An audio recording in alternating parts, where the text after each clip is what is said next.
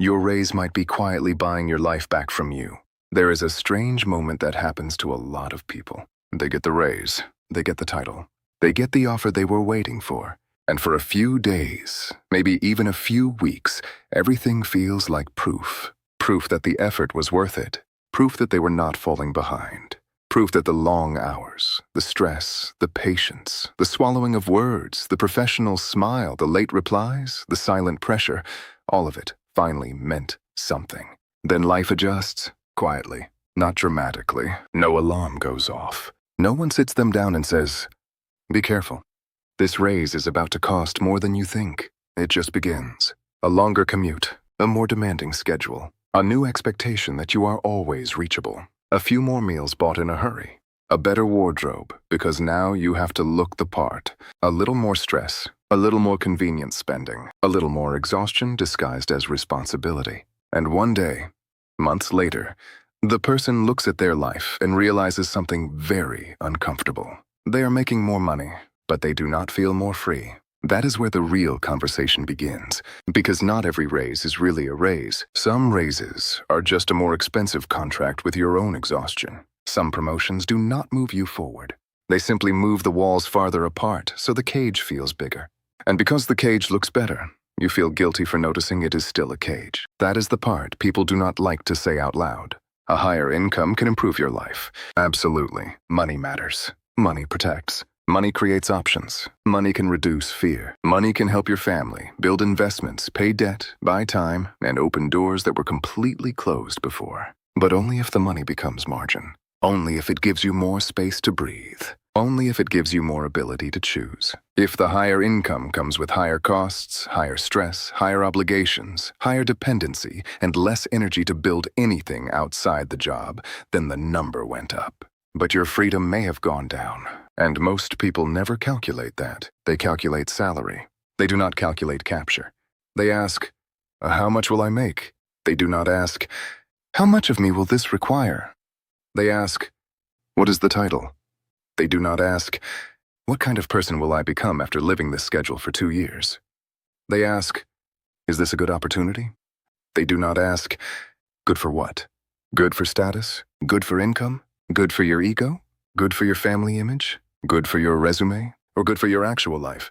Because those are not the same question. A job can be good for your resume and terrible for your nervous system. A promotion can be good for your image and bad for your marriage. A salary can be good on paper and bad inside your daily routine. A title can make strangers respect you while slowly making you unavailable to yourself. And that is the hidden danger. You can be celebrated for accepting the very thing that makes your life smaller. People will congratulate you. They will say you are growing.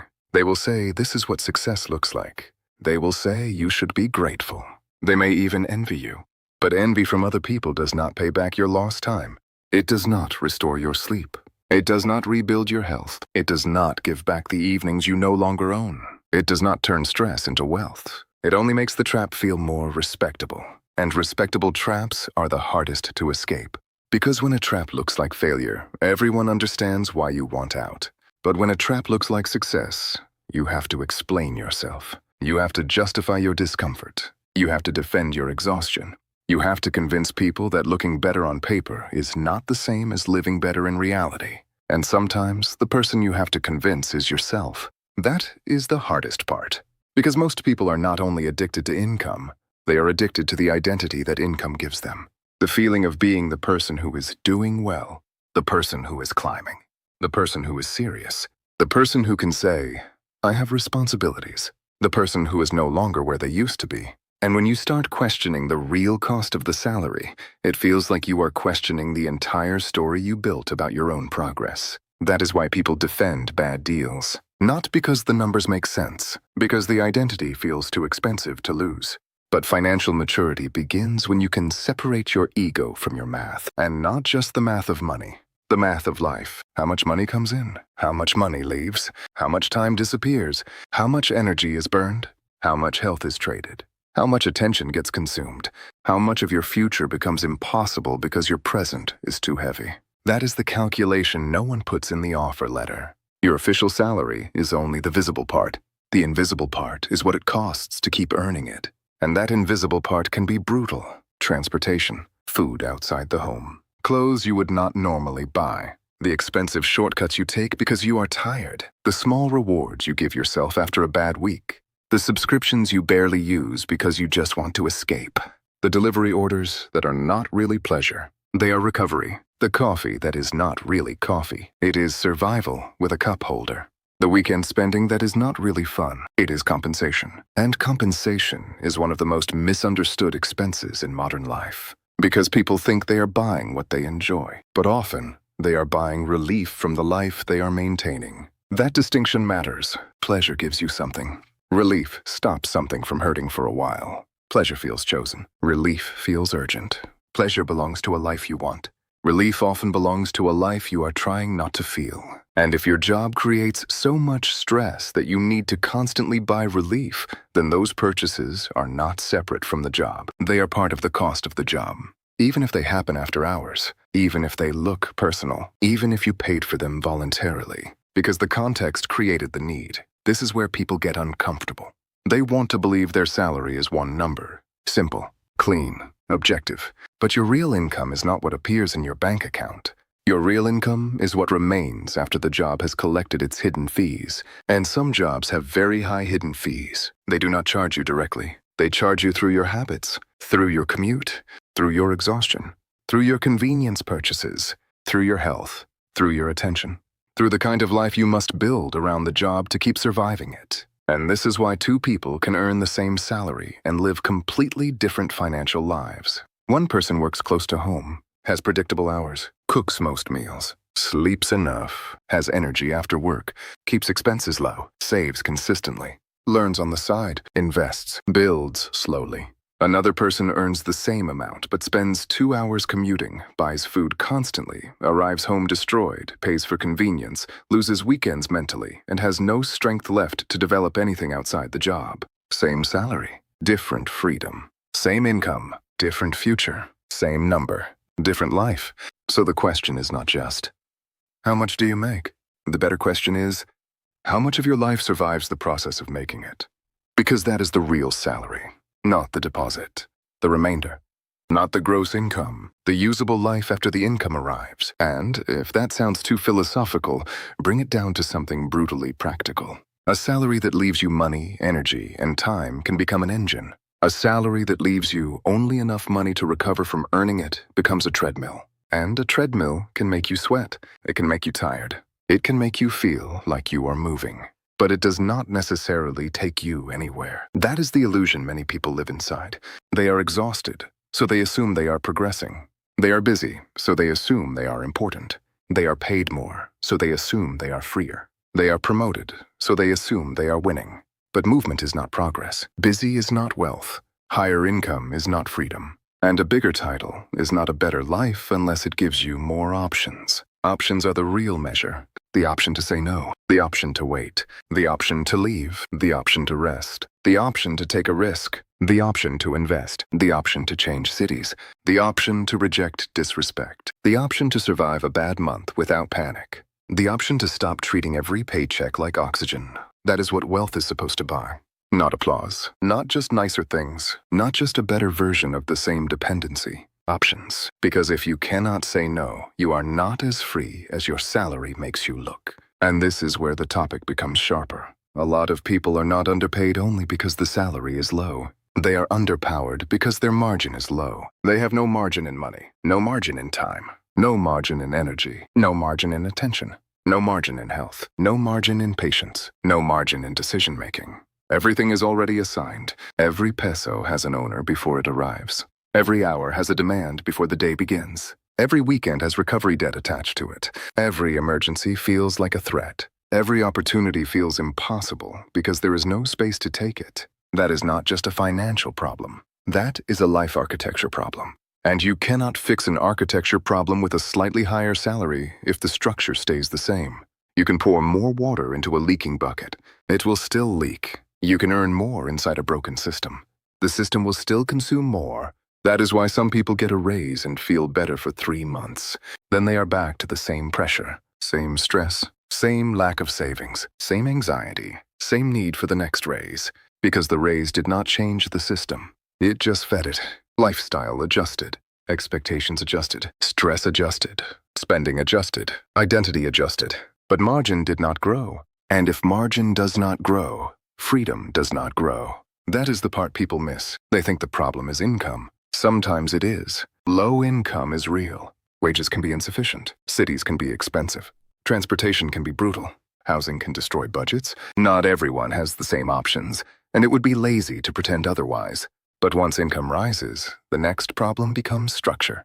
Without structure, more money can become more leakage. More comfort, but not more security. More consumption, but not more freedom. More proof, but not more peace. And this is why the most important financial question may not be, how do I make more? It may be, how do I make what I earn leave more life behind? Because if you cannot keep margin at a lower level, more income may simply create a more expensive version of the same exhaustion. That sounds harsh, but it is everywhere. Someone earns more, then moves farther away because they can afford a better place. Now the commute grows. Someone gets promoted, then must dress differently. Now appearance costs more. Someone has a more demanding role, then orders food because there is no time. Now convenience becomes normal. Someone feels more stressed, then spends to feel human again. Now relief becomes a monthly category. Someone works longer hours, then loses the energy to cook, learn, exercise, or build anything else.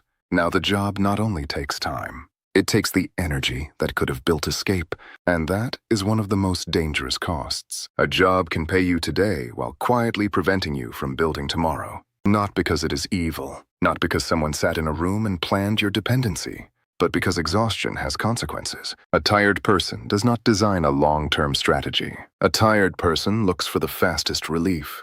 A tired person does not build a second income stream after work. A tired person scrolls, orders food, sleeps badly, buys something, says next week, then next week becomes next month, then next month becomes next year, then years pass inside a routine that always felt temporary. That is how people get trapped, not in one dramatic decision, but in hundreds of small adjustments they never named. One extra task, one late message, one skipped workout, one expensive shortcut, one postponed plan, one weekend lost to recovery, one project delayed, 1 year gone. And because the salary keeps arriving, the system feels stable. But stability is not always safety. Sometimes stability is just repetition with better branding. A debt can be stable. A bad habit can be stable. A draining routine can be stable. A life with no margin can be stable. So when someone says, but this job gives me stability, the real question is, stability for what? Stability to invest? Stability to reduce debt? Stability to build skills? Stability to protect your family? Stability to create options? Or stability to remain exactly where you are while calling it responsibility? Because if stability does not create options, it may only be a softer name for dependence. And dependence becomes more dangerous when it looks respectable. This is why a salary should never be judged alone. A salary must be judged by what it does to your options. Does it increase them? Or does it quietly reduce them? Does it make you stronger? Or just more expensive to maintain? Does it help you build assets? Or does it finance the stress that keeps you from building assets? Does it give you energy to grow? Or does it use your best hours and leave you with scraps? Does it make your life wider? Or only a resume? These are uncomfortable questions because they do not allow you to hide behind the number, and many people use the number as protection. They say, at least I make good money. But good compared to what? Compared to your old job? Compared to your friends? Compared to people who earn less? Compared to what your family expected? Or compared to the life you actually want? Because if the comparison is wrong, the conclusion will be wrong. A salary that looks good compared to someone else's life may still be terrible for your own. And a salary that looks modest from the outside may give someone else exactly what they need. Low stress, low fixed expenses, time to build, energy to learn, and room to invest. That person may not impress the room, but they may be quietly becoming freer than everyone in it. This is a hard truth for a culture obsessed with visible success. We respect the person who looks busy. We admire the person with a title. We assume the higher salary means the better decision. We measure achievement through signs that other people can see, but freedom is often invisible. No one claps because you have a lower cost of living. No one applauds because you live close to work. No one throws a party because you stopped buying stress relief. No one praises you because you invested quietly. No one envies your emergency fund the way they envy a new car. But the invisible things may be the things that save you.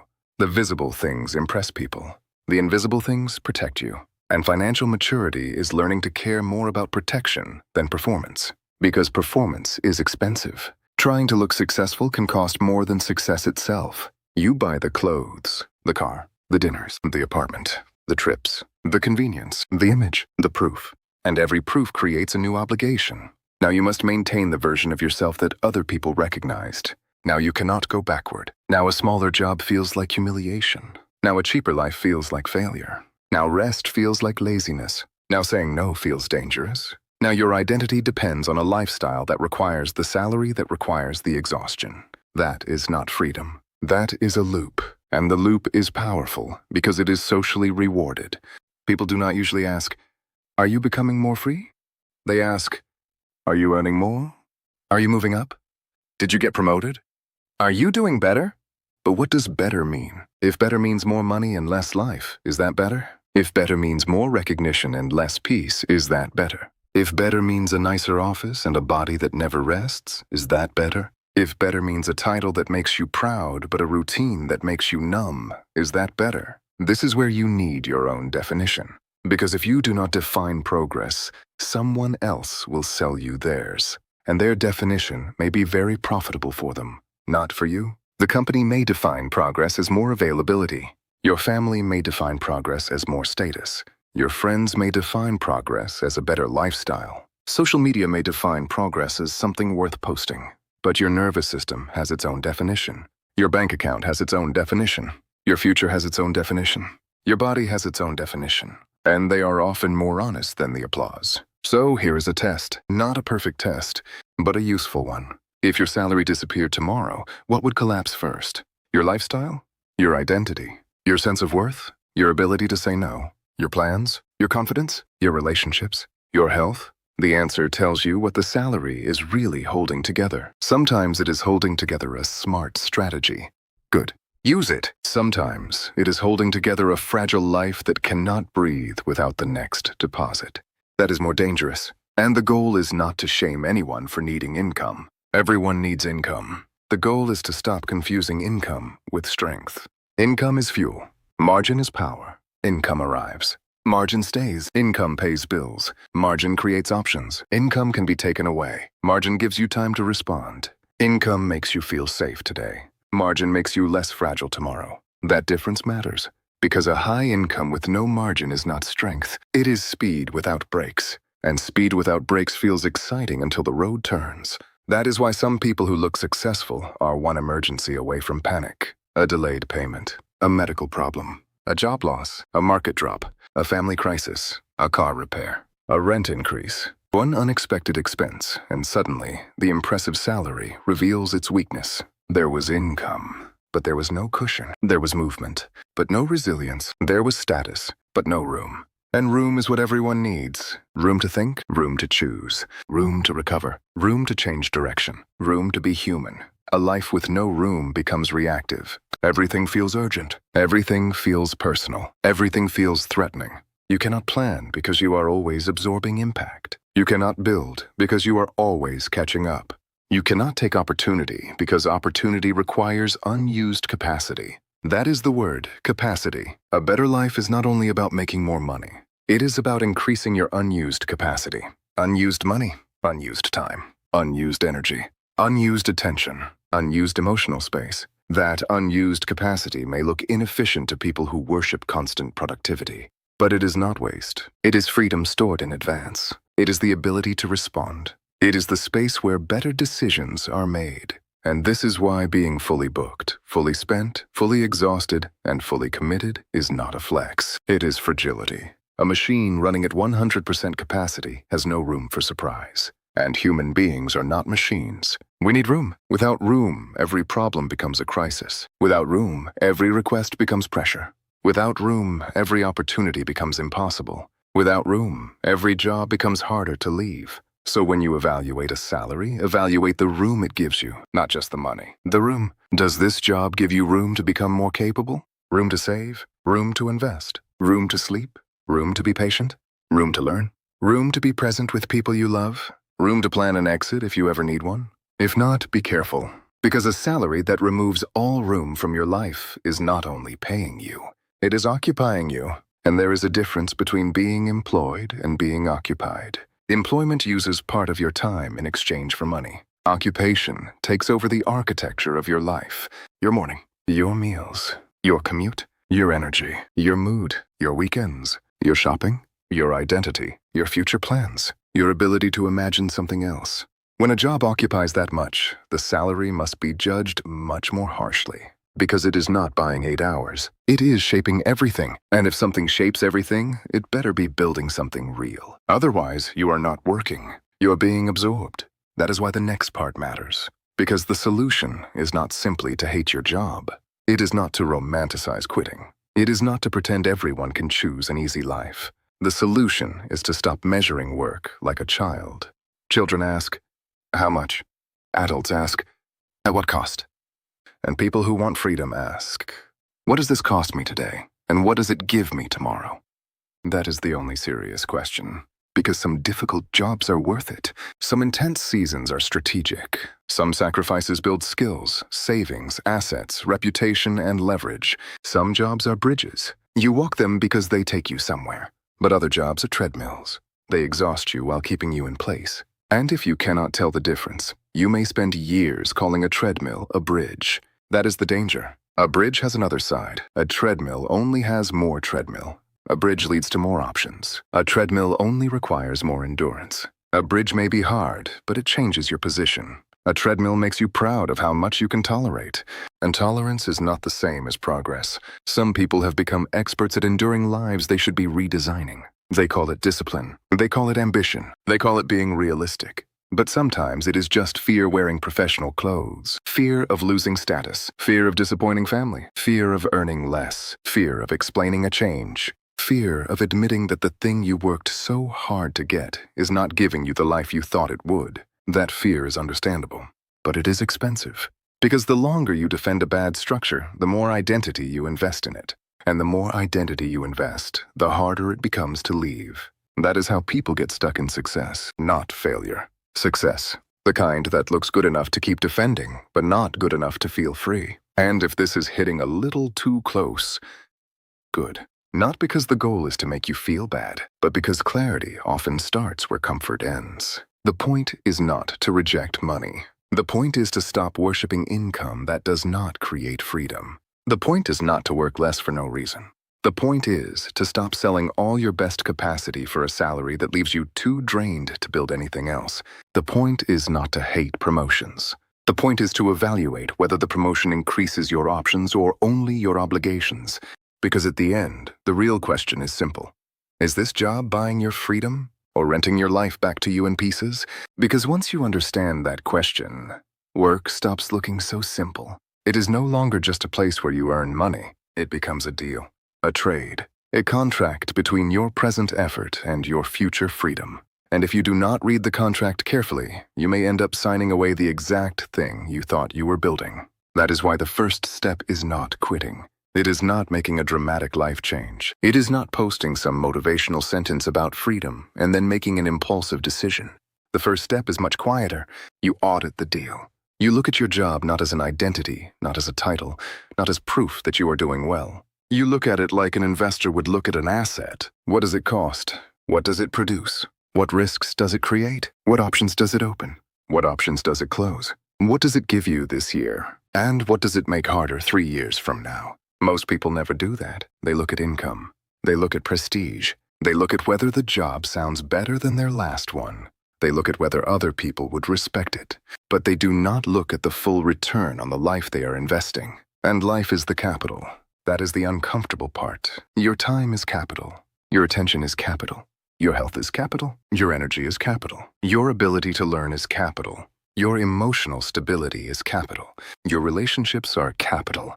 Your reputation is capital.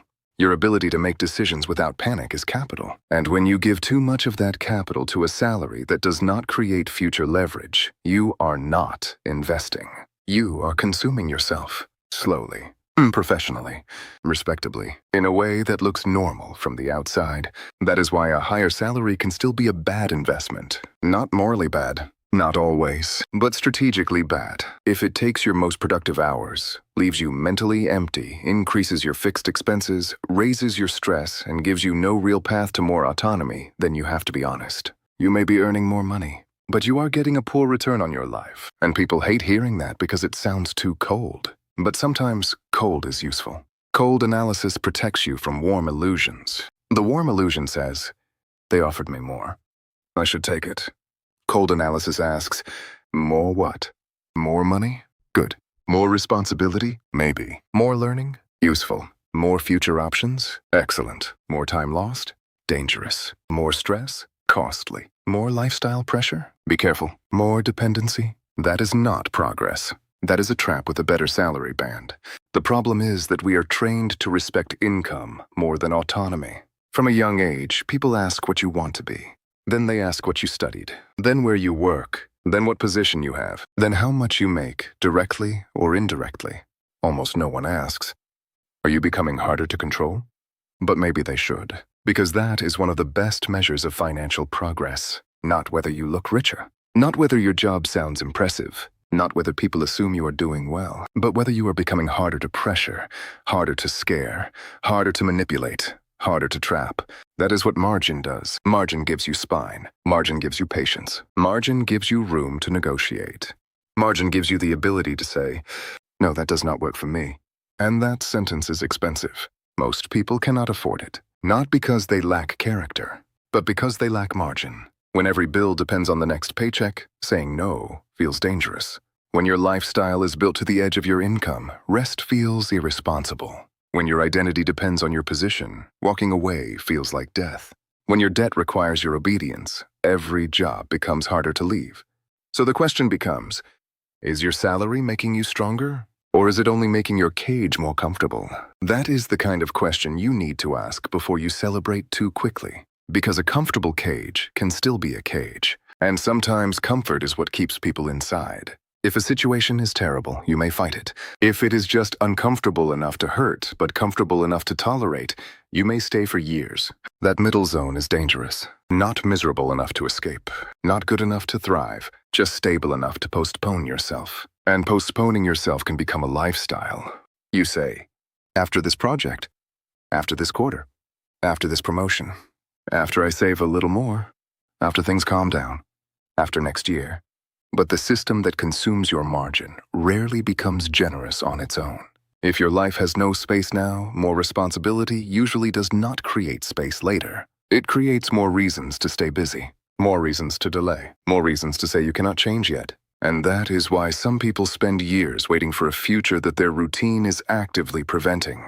They are not lazy. They are not stupid. They are over-allocated. Everything in their life is already used. Every hour, every peso, every decision, every emotional reserve, every weekend, every morning, every quiet moment. And when a person is fully allocated, even good advice becomes useless. Start a business. With what energy? Learn a skill. With what mental space? Invest more. With what margin? Network. With what time? Take better care of yourself. With what recovery capacity? This is why the solution cannot be shallow. It cannot be only earn more. It cannot be only spend less. It cannot be only work harder. The real solution is to rebuild margin deliberately. And that starts with seeing margin as a goal, not as whatever is accidentally left over. Most people treat margin as leftovers. If money is left, they save. If time is left, they rest. If energy is left, they learn. If attention is left, they plan.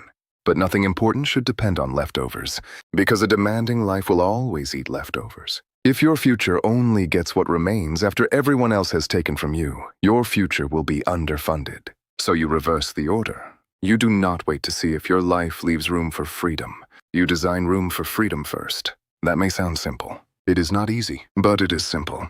You identify what drains your margin. You identify what builds it.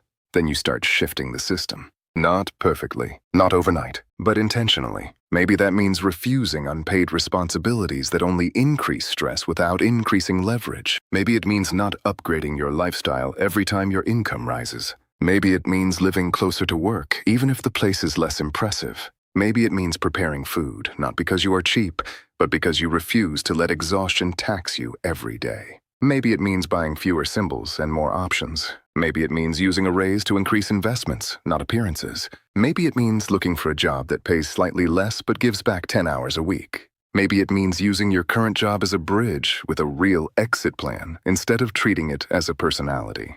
Maybe it means accepting that some forms of success are just expensive ways to stay trapped. That last one is the hardest, because once you see it, you cannot unsee it. You start noticing people who look like they are winning but live with no room. You notice the exhausted professional who earns well and cannot stop.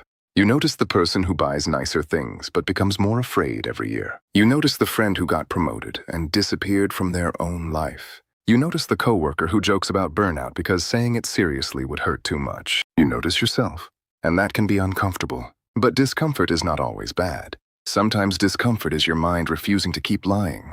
The goal is not to become anti-work. Work can be meaningful. Work can be useful. Work can build skill, discipline, money, service, contribution, identity, and pride.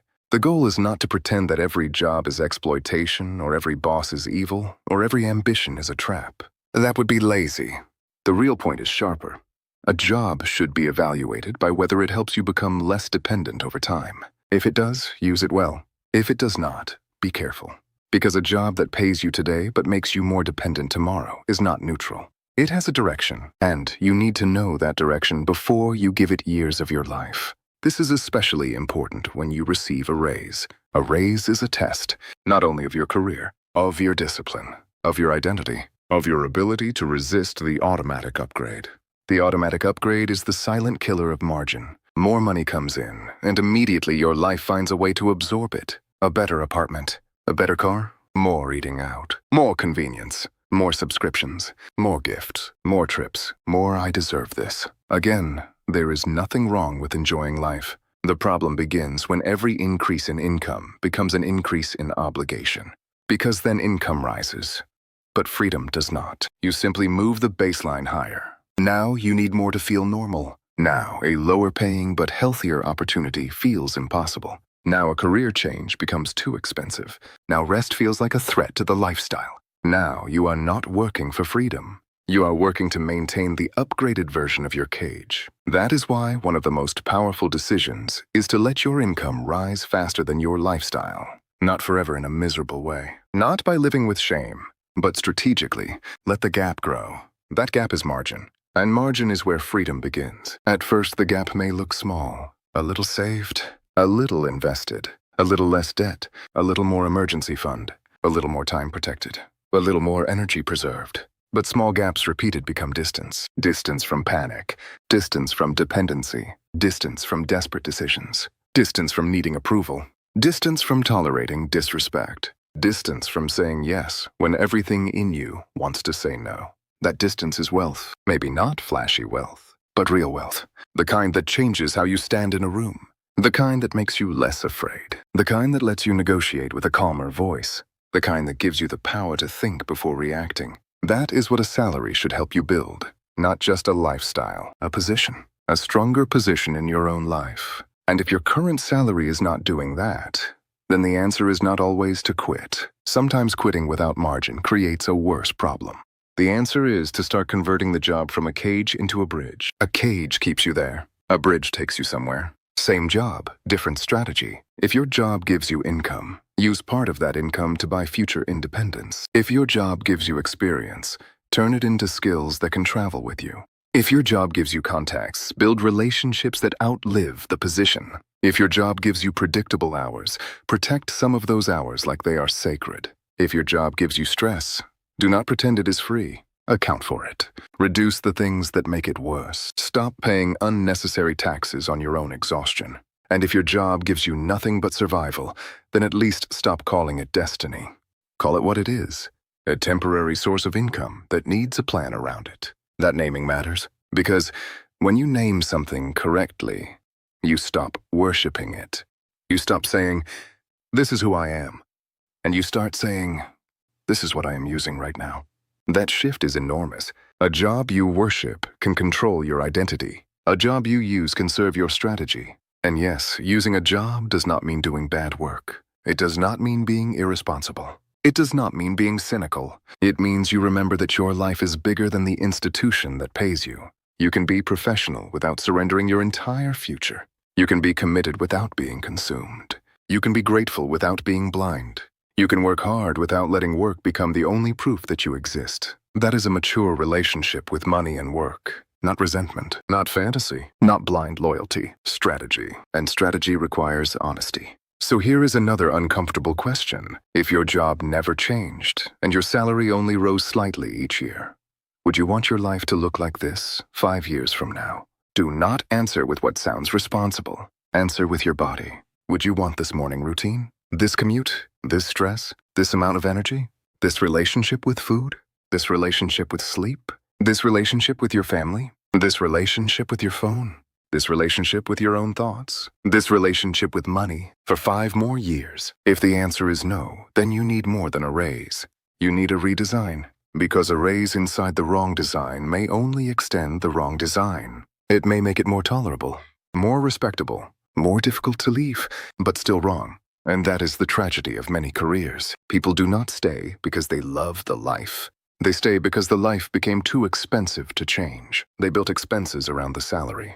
They built identity around the title. They built expectations around the trajectory. They built fear around the possibility of stepping away. Then they call it stability.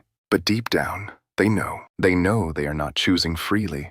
They are maintaining. And maintenance can consume a life. That is why margin is not just financial. It is psychological. When you have margin, your mind changes. You stop seeing every decision as survival. You stop needing every opportunity to be perfect. You stop accepting every condition out of fear. You stop buying things to prove you are doing well. You stop mistaking exhaustion for importance. You stop seeing rest as a guilty pleasure. You stop asking only what pays more. You start asking what makes you stronger. That is the turning point. What makes me stronger? Not just richer today, stronger, more capable, more resilient, more flexible, more calm, more skilled, more independent, more able to choose. That question can completely change how you see an offer. A job with less salary but more time may make you stronger if it lets you study, build, rest, invest attention, and reduce expenses. A job with more salary may make you stronger if it comes with skills, savings, network, reputation, and leverage. But a job with more salary and no margin may make you weaker even if people admire it. And that is a truth many ambitious people need to hear. Ambition without margin becomes self-consumption. You keep pushing. You keep proving. You keep climbing. But you never ask whether the ladder is leaning against the right wall. Or worse, whether the ladder is inside a room with no exit. That is why ambition needs direction. Not less ambition, better ambition. Ambition that does not only ask, how high can I go?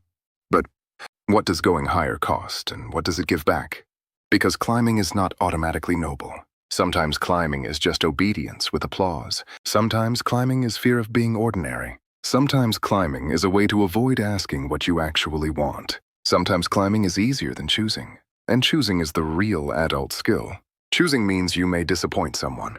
Choosing means you may reject a title others would take. Choosing means you may accept a less impressive path because it gives you more life. Choosing means you may stop competing in a game that does not lead where you want to go. That requires courage. Quiet courage, not dramatic courage. The kind nobody applauds. The kind where you look at your life and admit, this looks good, but it is not building what I need. Or, this looks modest, but it gives me the room to become free. That kind of honesty can save you years. Because money can be recovered. Energy is harder. Health is harder. Time is impossible. And the saddest financial mistakes are not always bad investments. Sometimes they are good salaries that consumed the years when you had the strength to build something else. Read that again, slowly. A good salary can still be a bad trade if it consumes the years you needed to build your freedom. That does not mean you should panic. It means you should become precise. Precision is the opposite of panic. Panic says, I hate my job. I need to escape. Precision says, well, what exactly is this job costing me? What exactly is it giving me? What part is worth keeping? What part needs limits? What part can become leverage? What part is just ego? What part is fear? What part is strategy? What part is habit? That is how you start. You do not need a perfect life plan. You need a more honest measurement. Measure your net money. Measure your real hours. Measure your commute. Measure your recovery time. Measure your stress spending. Measure your energy after work. Measure whether your savings are growing. Measure whether your skills are growing. Measure whether your options are growing. Measure whether your life is becoming wider or narrower. And when you measure that, you may discover something surprising. The highest salary is not always the best offer. The most impressive title is not always the smartest move. The busiest person is not always the most successful. The person spending the most is not always enjoying the most. The person earning less may be building more. The person with more free time may be richer in the only currency that cannot be earned back. The person who says no may be protecting a future that others cannot see. This is why you cannot let society do the math for you. Society is terrible at measuring invisible wealth. It sees consumption. It sees status. It sees busyness. It sees titles. It sees visible income. It does not see peace. It does not see leverage. It does not see low dependency. It does not see a quiet emergency fund. It does not see a person slowly buying back their mornings. It does not see a person becoming harder to control. But you should see it, because your life is not a performance for people who do not pay your hidden costs. They will clap for the promotion. They will not sit with your stress at midnight. They will admire the salary. They will not feel your Sunday anxiety. They will respect the title. They will not get back the years you spend too exhausted to build. So do not outsource your definition of progress to people who only see the surface. Define it yourself. And maybe your definition becomes this. Progress is not simply earning more. Progress is needing less fear. Progress is having more room. Progress is being able to refuse bad deals. Progress is having money that is not already promised to someone else. Progress is having evenings that are not just recovery from damage. Progress is having a body that does not have to scream to get your attention. Progress is having enough margin to think.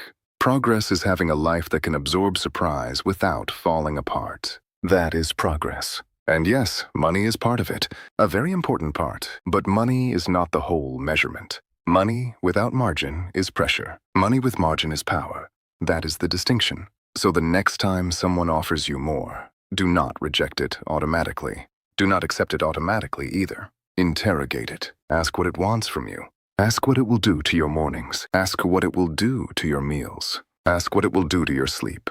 Ask what it will do to your weekends. Ask what it will do to your ability to build outside of it. Ask what it will do to your identity. Ask what it will do to your expenses. Ask what it will do to your options. And most importantly, ask whether the extra money will become freedom, or just funding for the stress required to earn it, because that is the dividing line. If the extra money becomes savings, investments, skill, leverage, debt reduction, flexibility, and stronger positioning, then it may be a real raise. Use it, respect it, turn it into a bridge. But if the extra money disappears into exhaustion, convenience, image, obligation, and emotional compensation, then maybe the raise is not raising you. Maybe it is only raising the price of your dependency. And dependency becomes harder to see when it is well paid. That is why you need to measure what remains. After taxes, after transportation, after food, after convenience, after stress, after recovery, after the hours nobody counts, after the mental space you lose,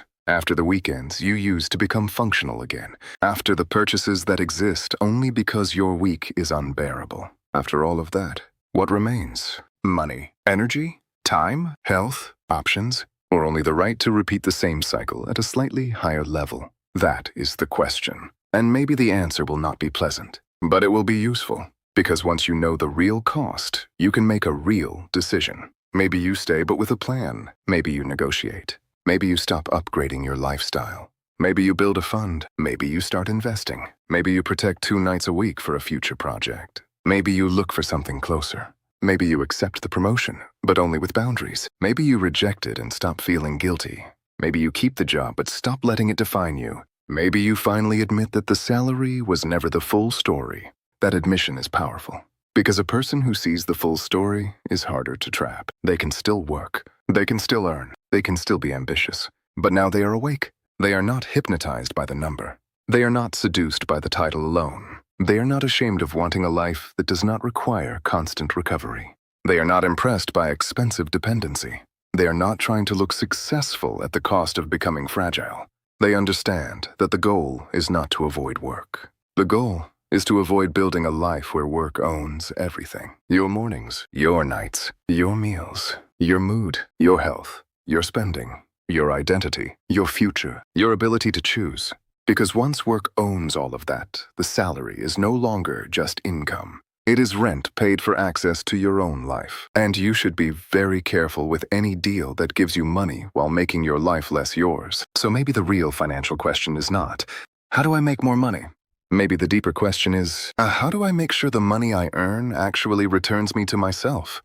Because that is what freedom is. Not luxury, not applause, not a title, not the performance of success. Freedom is when your money gives you more of your life back. More time, more calm, more choice, more capacity, more courage, more ability to walk away, more ability to stay for the right reasons, more ability to build without panic, more ability to live without turning every week into something you must recover from.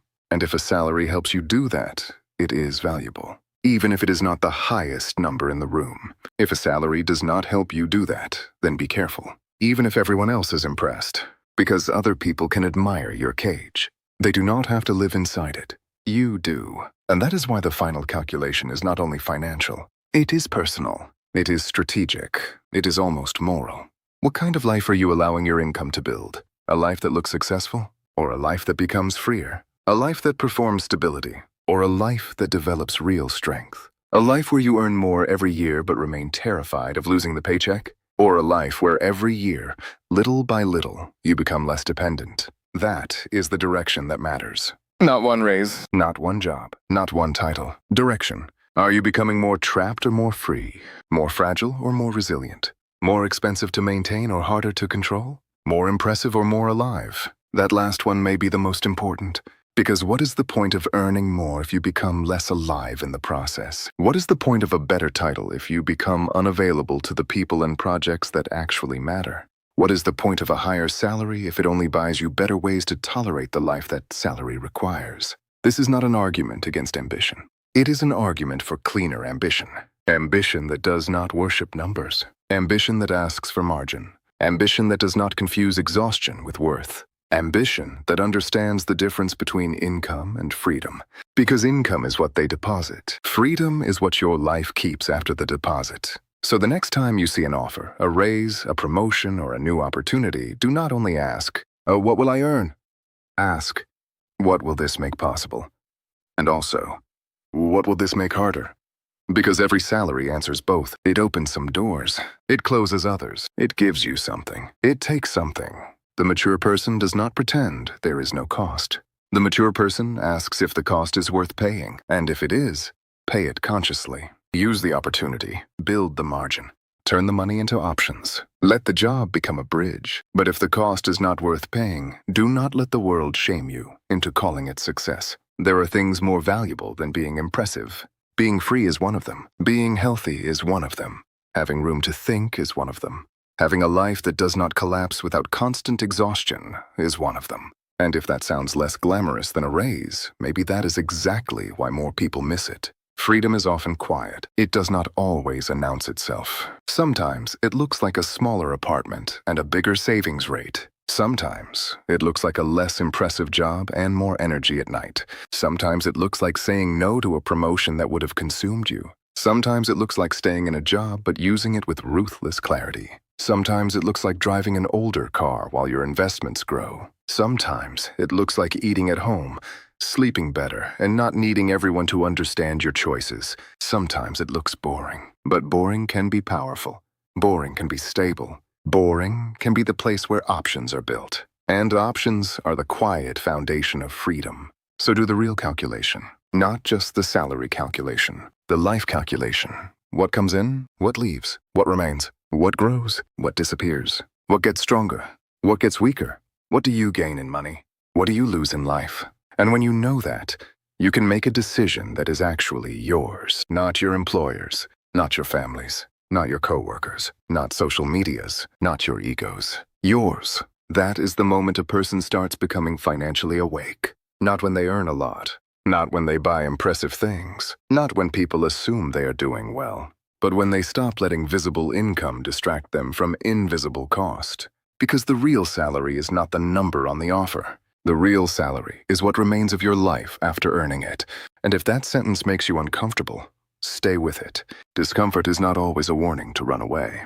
Sometimes it is a sign that the truth finally touched the place where you were lying to yourself. So ask the question, privately, honestly, without performing, without defending the story, without needing anyone else to approve. Is your salary giving you more life, or is it simply paying you to keep postponing it?